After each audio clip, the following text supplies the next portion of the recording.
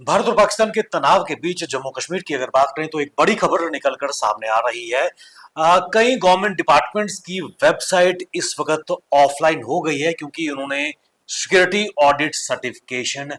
नहीं बढ़ा है। अपने आप में जम्मू कश्मीर से एक बड़ी खबर निकल के सामने आ रही है और एक खबर इसलिए भी महत्वपूर्ण है क्योंकि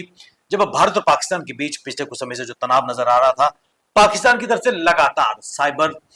थ्रेट्स या फिर साइबर अटैक्स भारतीय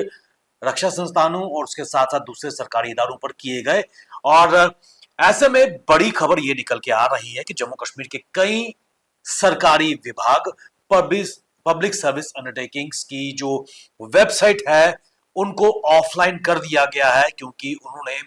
जो सिक्योरिटी ऑडिट सर्टिफिकेशन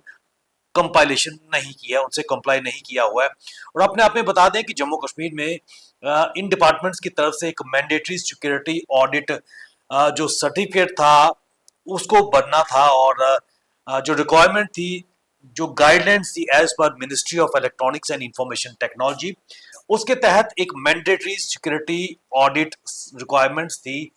जिसको कई डिपार्टमेंट्स ने फुलफिल नहीं किया है। और यही कारण है कि इन डिपार्टमेंट्स की जो वेबसाइट्स है उसको ऑफलाइन कर दिया गया है। और आपको बताते चले कि इसमें ना केवल कई गवर्नमेंट डिपार्टमेंट है बल्कि कई पब्लिक सेक्टर अंडरटेकिंग्स हैं जो उसको डिसेबल कर दिया गया है, जिन्होंने खासकर ministry of electronics and information technology की जो गाइडलाइन है सिक्योरिटी ऑडिट को लेकर वो फुलफिल नहीं की है। और आपको ये भी बताते चलें कि जो रिलायबल सोर्सेज ये कह रहे हैं कि कंप्यूटर इमरजेंसी रिस्पांस टीम इन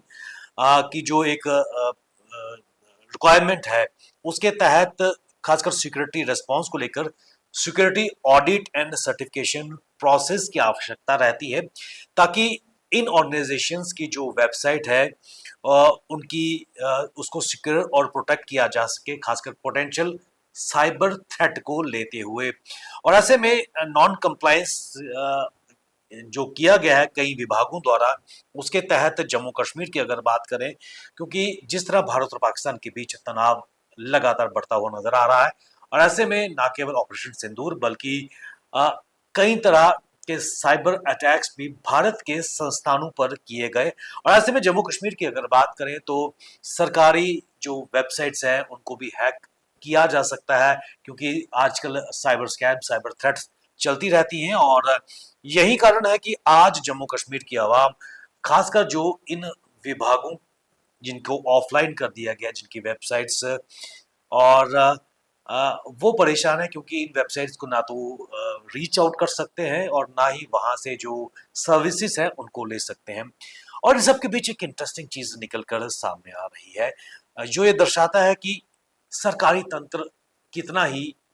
ढीला है या एक लचीला रवैया खासकर सिक्योरिटी एडवाइस को लेकर, कंप्लायंस को लेकर नजर आती है। अ, ऐसे में जो information technology and Jammu and Kashmir e governance agency, JaKeGA की अगर बात करें, Jammu and Kashmir e governance agency, जो सपोज है असिस्टेंस और गाइडेंस प्रोवाइड करने के लिए अदर डिपार्टमेंट्स को, वो भी ऑफलाइन कर दी गई है क्योंकि उसने भी कंप्लायंस को फॉलो नहीं किया है और जो सिक्योरिटी ऑडिट सर्टिफिकेशन है उसको नहीं दिया है। और कहीं ना कहीं एक बड़ी कोताही नजर आ रही है जम्मू कश्मीर के विभिन्न विभागों की। और खासकर Jammu and Kashmir information technology की अगर बात करें और साथ ही साथ ई गवर्नेंस एजेंसी की अगर बात करें, जहां पे लोग ऑनलाइन सिटीजन सेंट्रिक जो सर्विसेज हैं, फॉर्म्स हैं, ऑनलाइन पढ़ते हैं और उसमें कई तरह की सेवाएं शामिल हैं, वो भी नॉन फंक्शनल नजर आ रही है क्योंकि इस वेबसाइट ने जो सरकार की तरफ से जो कंप्लायंस है, खासकर सिक्योरिटी ऑडिट सर्टिफिकेशन, इसको नहीं बढ़ा है। अपने आप में ये एक बहुत बड़ी खबर निकल के सामने आ रही है। और सबसे महत्वपूर्ण चीज, खासकर भारत और पाकिस्तान के बीच ये गाइडलाइंस जारी की गई थी ministry of electronics and information technology, उनका सर्कुलर लगातार समय समय पर निकलता हुआ नजर आया है। और ऐसे में सर्कुलर नंबर 8 मार्च 27 2024 को जीएडी की तरफ से इंफॉर्मेशन टेक्नोलॉजी डिपार्टमेंट को बार बार इंस्ट्रक्शन दी गई थी और इसके साथ साथ administrative departments, head of departments, deputy commissioners, managing director of various PSUs, boards, corporation कि वो सिक्योरिटी ऑडिट अपनी वेबसाइट्स एप्लीकेशन को पीरियोडिकली खासकर साल में एक बारी उसकी compliance with security policy guidelines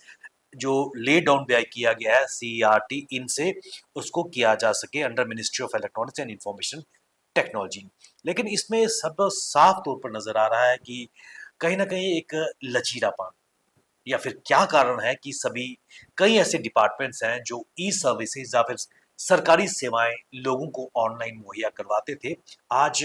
वो भी नॉन फंक्शनल ऑफलाइन नजर आ रहे हैं क्योंकि उन्होंने एक जो सिक्योरिटी ऑडिट सर्टिफिकेशन है नहीं भरा है। ये दर्शाता है कि कितना एक रवैया नॉन सीरियस इन डिपार्टमेंट्स के हेड ऑफ द डिपार्टमेंट्स का है। और जब Jammu and Kashmir e governance agency के एक अधिकारी से हमने बात करने का प्रयास किया तो